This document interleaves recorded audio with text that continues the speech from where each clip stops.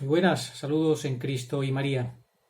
Las opiniones que yo vierto en cada vídeo que hago para este canal son mías y solamente mías. Como cuando dicen declaras la verdad y solamente la verdad y nada más que la verdad. Sí, prometo.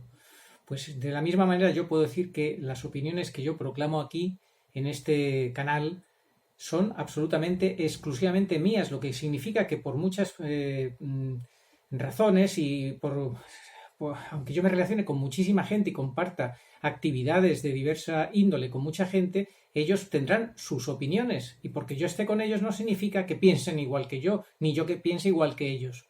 Podré compartir algunas cosas, obviamente, si yo, por ejemplo, me reúno con gente que hace senderismo y pues a lo mejor pues eso, comparto esa afición, tenemos eso en común, pero eso no significa que ellos piensen igual que yo, sean católicos o no. Habrá gente que sea católica, gente que no sea católica, gente en ese grupo que la mayoría que piense que Francisco es papa, otros que no, otros que sean sedevacantistas, habrá de todo, porque hoy en día hay absolutamente de todo, gente para todos los gustos. Y tal y como está la Iglesia católica, la situación es bastante crítica, bastante complicada. Pero lo que es importante es que nos respetemos todos. Yo respeto muchísimo a los católicos, a todos los católicos, con independencia de cómo piensen, de los matices que tengan, su forma de situarse en la crisis de la Iglesia. Y, por supuesto, aunque sean francisquistas, aunque sean súper bergoglianos, que esos son los que más me insultan en este canal, por cierto, que su mejor argumento, su único argumento es el insulto, la descalificación, las malas formas, salvo raras excepciones que también existen, gracias a Dios.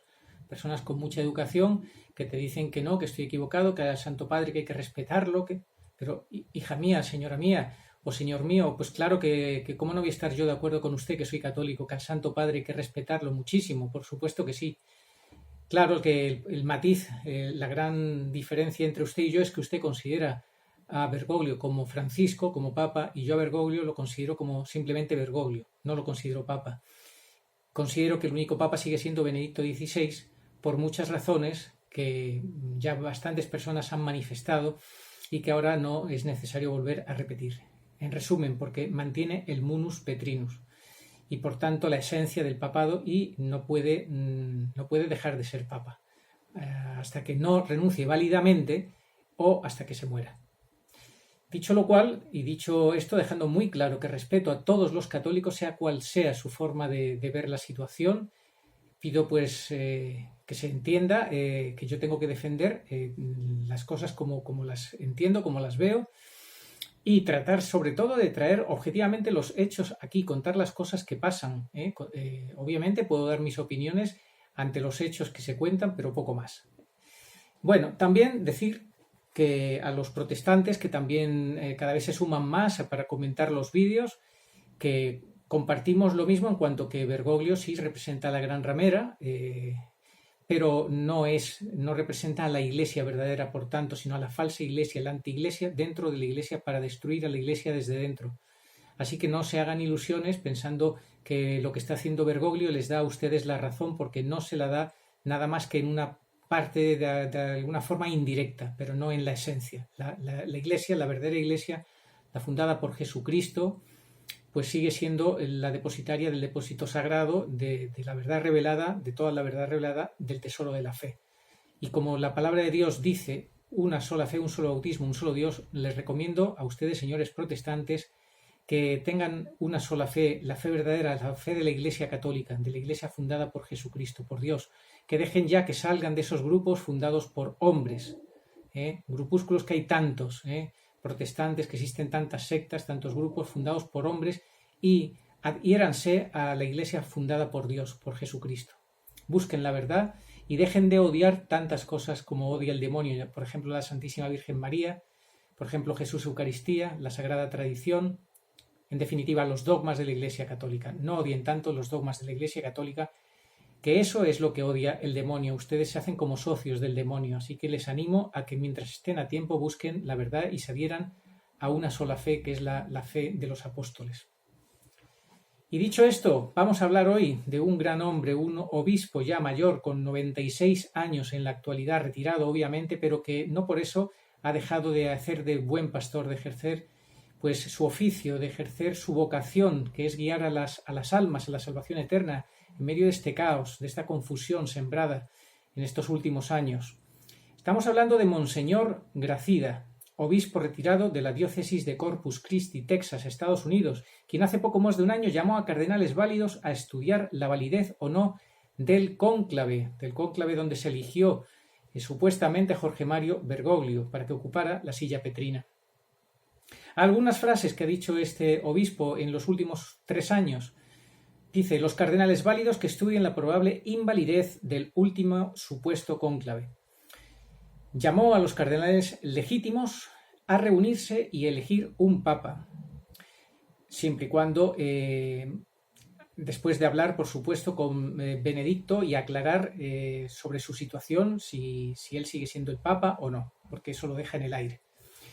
Luego dijo, si los fieles católicos no denuncian lo que está mal, la Iglesia está condenada.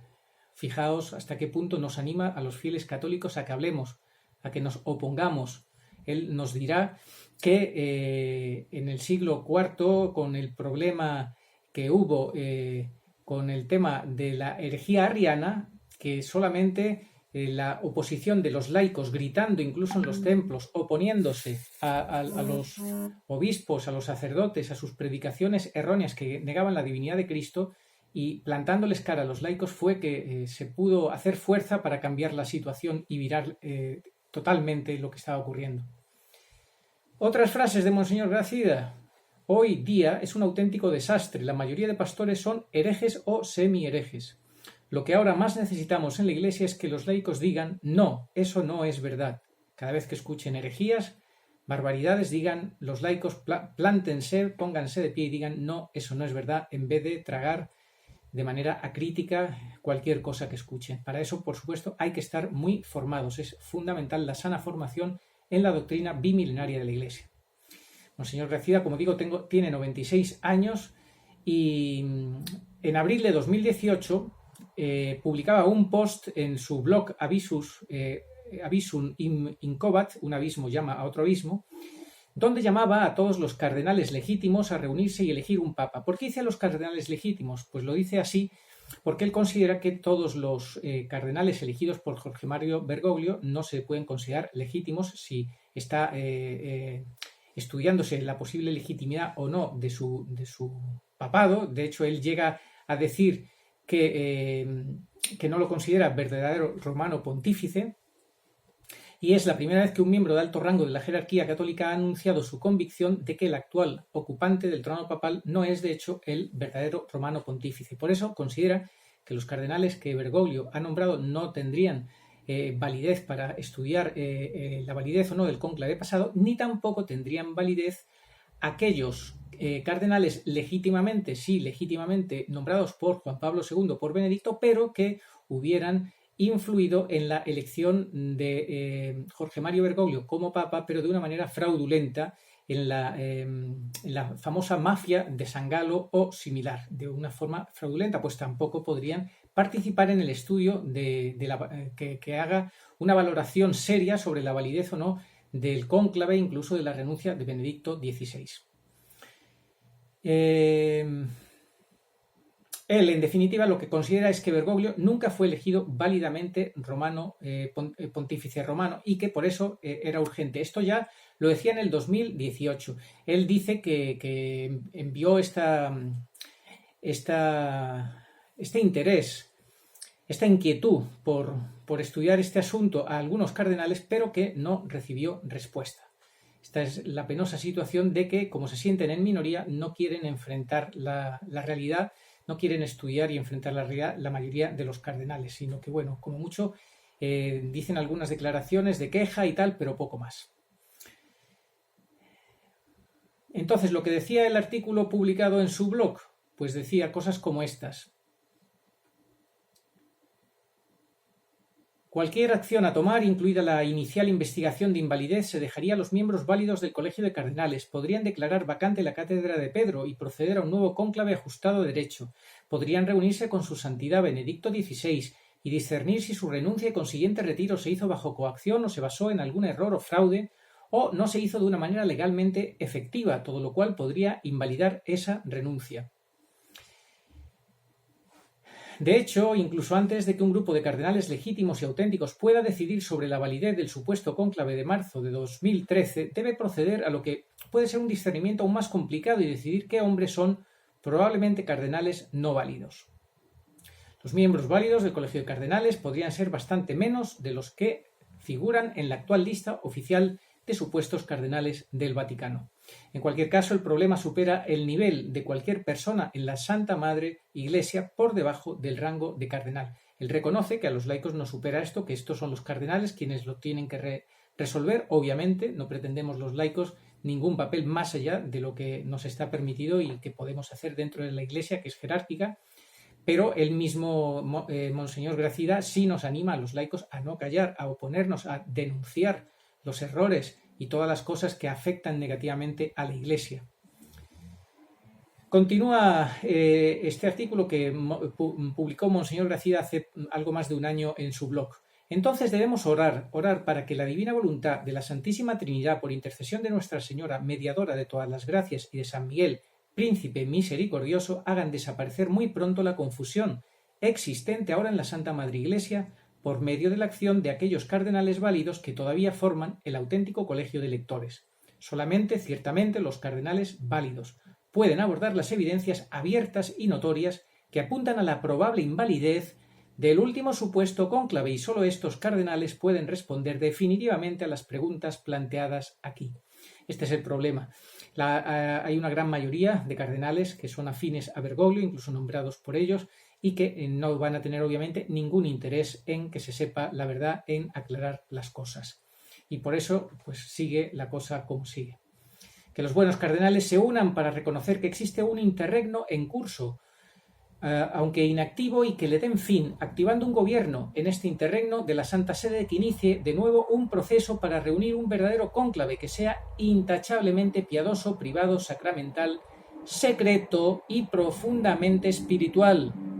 Si no tenemos un verdadero pontífice, entonces los buenos cardenales, haciendo su trabajo designado en vista de lo sagrado del acto de elección y respondiendo a las mociones interiores del Espíritu Santo, den a la Santa Madre Iglesia un verdadero vicario de Cristo, sucesor de San Pedro.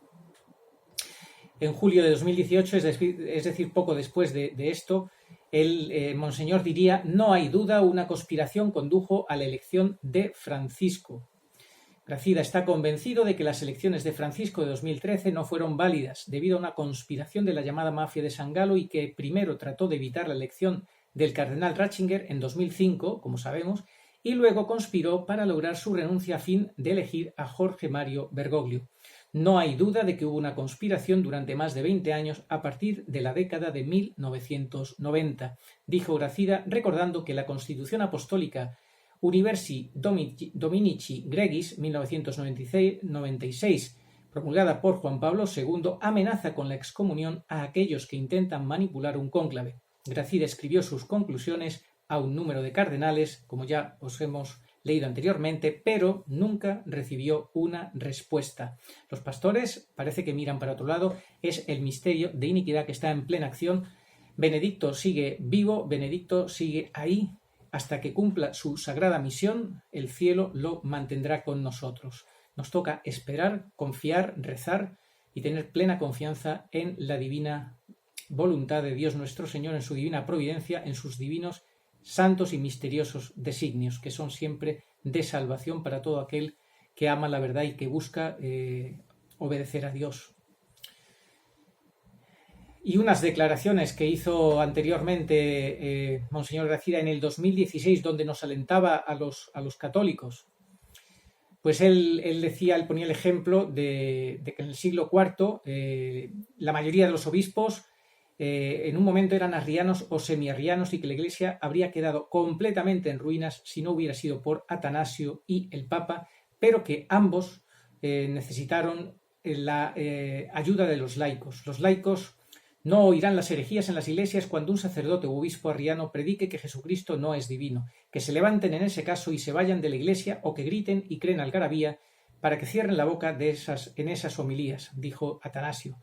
No es cierto, está usted equivocado, es lo que decían en los tiempos de Arriano y que ayudaron tanto para que la Iglesia pudiera finalmente vencer esta crisis, estas herejías, y es a lo que Monseñor Gracida nos anima actualmente a los fieles laicos, que demos la cara, que conozcamos la sana doctrina, la verdad, y que no pasemos una a los sacerdotes, a los obispos, a nada que trate de oponerse a esa sana doctrina, que demos la cara y lo denunciemos y que lo enfrentemos. Él dice que los laicos ahora están sufriendo en silencio, pero tienen que objetar. El sensum fidelium es el sentido común entre los fieles laicos, que deben aceptar las enseñanzas magisteriales de la Iglesia fundada en la fe. Teniendo claro esto, cuando escuchen algo que contradiga las enseñanzas magisteriales auténticas de la Iglesia, entonces el sensum fidelium es un impulso que los provoca a hablar, levantarse y decir: no, eso no es verdad, no diga eso, usted no puede decir eso, basta. Ese es el sensum fidelium en acción, no el sentarse pasivamente a sufrir en silencio. Eso es una locura. Algo raro, está mal. Los fieles laicos han de hablar, resistir, objetar. Esto es lo que procuramos hacer nosotros en este canal de YouTube, con la gracia de Dios y con las oraciones de todos los que ven este canal, que quieren seguir estas indicaciones de Monseñor Gracida y que ya en tiempos de San Atanasio tuvieron tan buen efecto, ayudaron tanto a la Iglesia a resistir la grave crisis que ahora pensamos es todavía mayor en esta gran apostasía. Terminamos con la oración de todos los días de Nuestra Señora de todos los pueblos, no sin antes recordar que hoy, 2 de enero, es el día en que la Virgen en vida se apareció en Zaragoza al apóstol Santiago, según nos dice la tradición. Oración. Señor Jesucristo, Hijo del Padre, manda ahora tu Espíritu sobre la tierra, haz que el Espíritu Santo habite en el corazón de todos los pueblos, para que sean preservados de la corrupción, de las calamidades y de la guerra. Que la Señora de todos los pueblos, que un día era María, sea nuestra abogada. Amén. Oh María, sin pecado concebida, rogad por nosotros, que recurrimos a vos. Amén.